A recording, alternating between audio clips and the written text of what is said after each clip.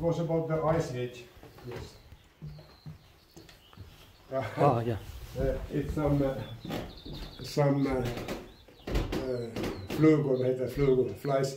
It's on our Dutch word for bird, so it's giving the sounds it should not be there. Yeah. Well, the last Ice Age, it was covering all northern Europe, and the widest formation was for 8,000 years ago, covering all northern Europe.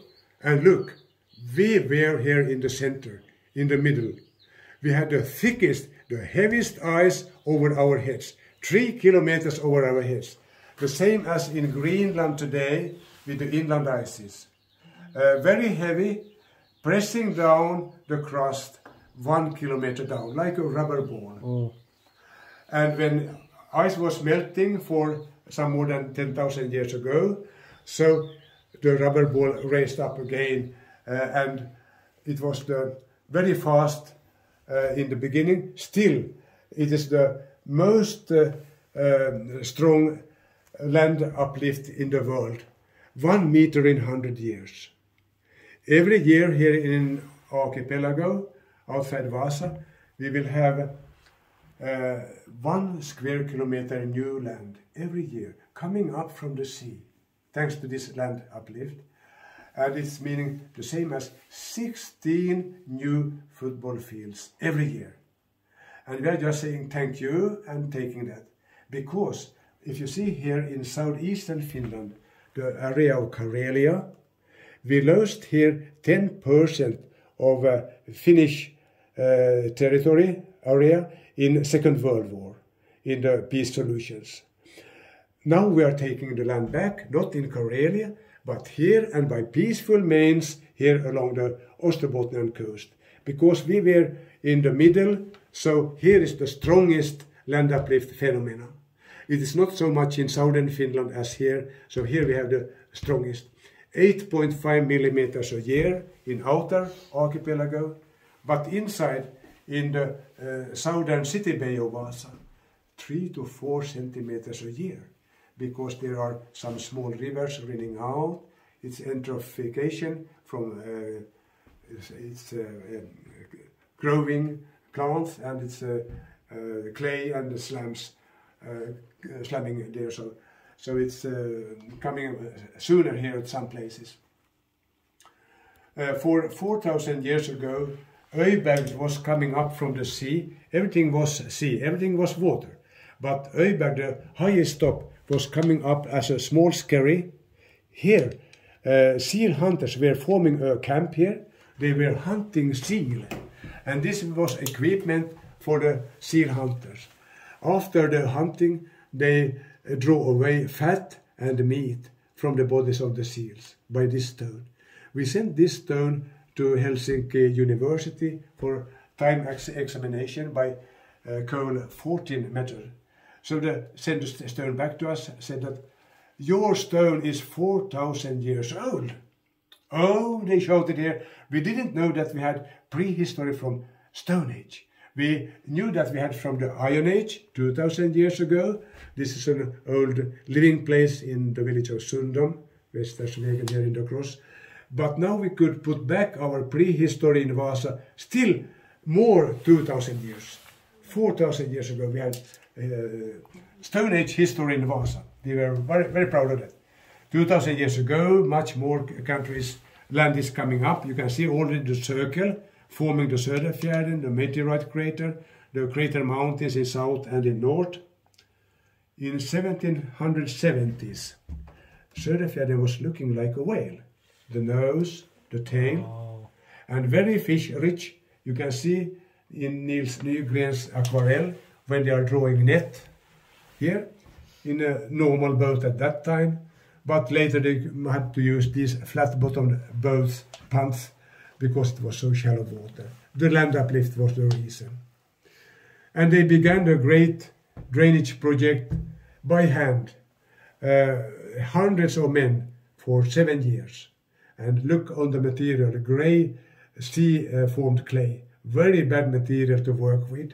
You have to shower the spade blades for every phase of the work. but it gave a good result. You had dried up the land, and you had to build 3,000 hay boards on 2,300 hectares won from the sea. So nowadays, when you are standing here on the parking place, you are 25 centimeters under normal sea level. We are like as a bottom of a casserole, bottom of a bowl. Mm-hmm. You can see it from the top of Öiberget or from the road on the top there. So it's going down here like this is the bottom of a bowl or something. The deepest point is over here. It's then 45 centimeters under sea level water. It has been much more for a few years ago. The pumping house is here with the dam, and this is protecting the Söderfjärden from floods and from coming water. But if something will happen here for the pump houses and pumps, and for the dam, we will have a tsunami coming over us here now, and you must swim away from Meteoria today. Now we have the same content of the drilling content from beginning there down and coming up to our days. You can see how many meters, how deep you are here on the side. But you see it's very empty processes, very empty times there, long times. You had nothing to show because the erosion was so tough on the crust. And there is then the layers of siltstone and claystone, it's sandstone, and lower there is conglomerates layers. Well, geologists can say more about those.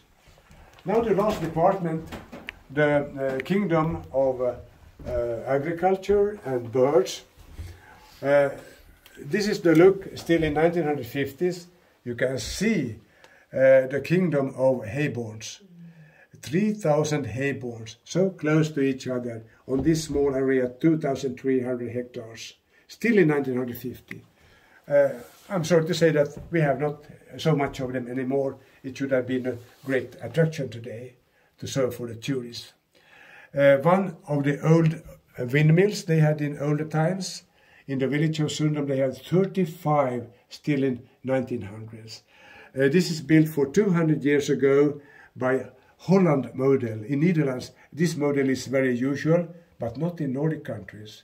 It's called a mamsel mill. Can you see the shirts of a mamsel?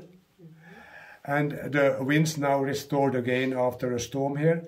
And in the second floor, they had parthyvleri, we say in Swedish. You know, the wooden shields, you had to cover roofs on buildings in older times. So here was the machine by wind power. They could have the shields, make the shields from wooden stock, so it formed wooden shields for covering roofs. Timothy, hay, very important first. 10% of Finnish Timothy production from Söderfjärden. 10%.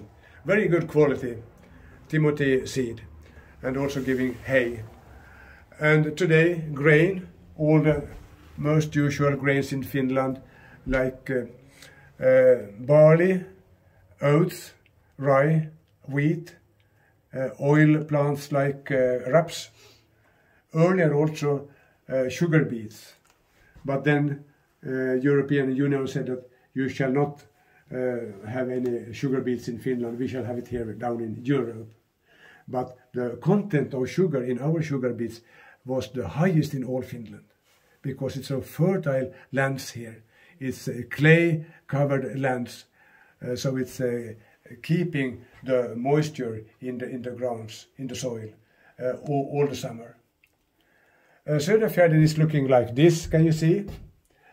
And the land surveyor who had to plan the area for the farmers, here we can see how he planned, because he had many sleepless nights. How shall I divide and share the lands for the farmers?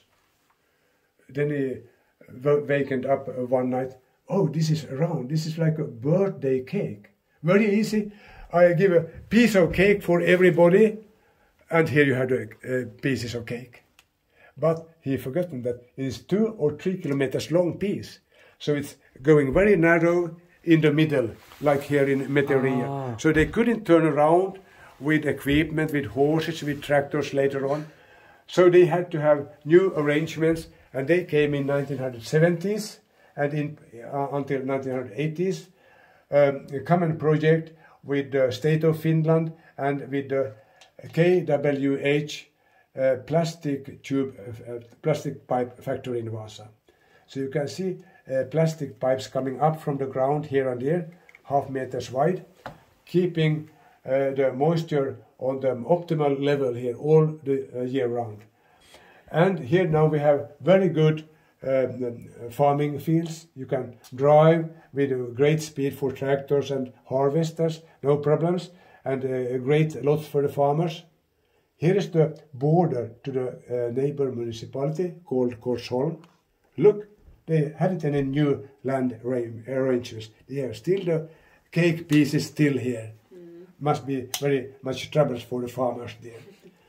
The greatest of the canals, Riddardiket, beginning here at Marenintie or earlier, going here all the way 3 kilometers to the edge of Söderfjärden crater plains, to the pumping houses, to the dam here in Munsmo. Here we have the first pumping house from 1926. It's now a historical museum of the drainage project, the biggest one in Nordic countries, the biggest one in Nordic Europe at that time. The nowadays pumping house with modern machines, automatic pumps, sensors, and lifting up the water 1 to 2 meters from Söderfjärden the level to the other level to the sea, running out to the sea to a channel there on the other side, canal on the other side. But inside in this house is like an art exhibition with 7 artists has painted rural paintings on all walls, and in the ceiling a fireball coming from space or from somewhere, and the text in 4 languages, Paula Blofeld's artist item and the text, we are all sitting in the same boat. If something coming from the space like a bomb, like a meteorite, like an asteroid. Now we have the birds. You can see 2 almost living cranes. Very big cranes, one of the biggest one we have in Nordic countries. This is the Nordic type of cranes, called in Latin grus. And to the right we have a fully grown adult crane. To the left it can be a youngster, or it can be the wife to the husband. Look on the feet. They are tramping down the seed for the farmers, very effective if they are coming before threshing time. So it will make very bad effects for the farmers. They will lose income. They must ask the state environmental minister to have compensation for crane damages on Söderfjärden. Now we can see by this panorama picture made by Mats Andersen, this great photo, in this time of the year, in autumn time, they are coming here for eating them fat before they are going the long way to Egypt and other countries around the Mediterranean, far away. Here it's in late afternoon. Some of them are already on wings, flying to outer skerries to be there for peaceful night rest, coming back in the early morning. They will spend here time 1 week, 1.5 weeks, eating them fat, giving energy, so they have the power to fly the long way. You can see on this map, they are coming from all Arctic areas in the Nordic Europe, from northern Sweden, northern Finland, maybe also from northern Norway, northern Russia, meeting here at Söderfjärden plains, eating them fat, then flying the eastern route corridor, the western corridor, the next place Hornborgasjön in Sweden, the greatest crane place in Sweden, and down here to the northern Africa, and we can see Egypt here, but I think some of these are also going to Egypt or Sudan, and also to the Middle East. Here. Well, Egypt. That's Tunisia and Libya, I think. Okay. So we can have the sounds for the cranes. We are putting a finger here, so we have the touch. Now we have the sound, but the same you can hear outside now from 8,000 cranes something today. And the Finnish record is measured here, counted here for 2 years ago, 2019. In one day, 10,216 cranes at the same time. The same day when the TV program Egeland made a visit here. You can see in YouTube and you can see in Yle Arena, you can see the program made here then. We have other beautiful birds, beautiful songs like skylark. Now the summer is coming, then you can hear the skylark like this, but still for a few weeks ago I heard the sound of them, so they are still here. And then we have the curly, in Swedish storspår, also sounding that summer is coming. We have the national bird of Finland, the whooper swans. They are also here, especially in springtime when they are going fast, very fast speed to the northern countries. But they are resting very, very short time here in autumn. Here we have them when they are flying on wings, the whooper swan of Finland, national bird of Finland. And then we have the grey-lag goose. They are here now at the moment also. Like the lapwing. But the wild birds, tornfalk for instance, we have a picture of them and no sound of them here. So this sound is this one? No? Yeah, that's from the lapwing, yeah. Lapwing here, yeah. And here we have the Finland record, and for 2019, the Finland record, 10,216 cranes. So that's something about this exhibition, telling something of this field, certified a unique place in all the world, meteorite crater, and a great resting place for cranes. So thank you for visit here. Welcome again. Oh, thank you. And what's your name? I'm Henrik Fogelberg. The name is there. Oh, yeah. I'm one of the Vaasa Korsholm guides, authorized guides, and also crater guide here. Oh, nice.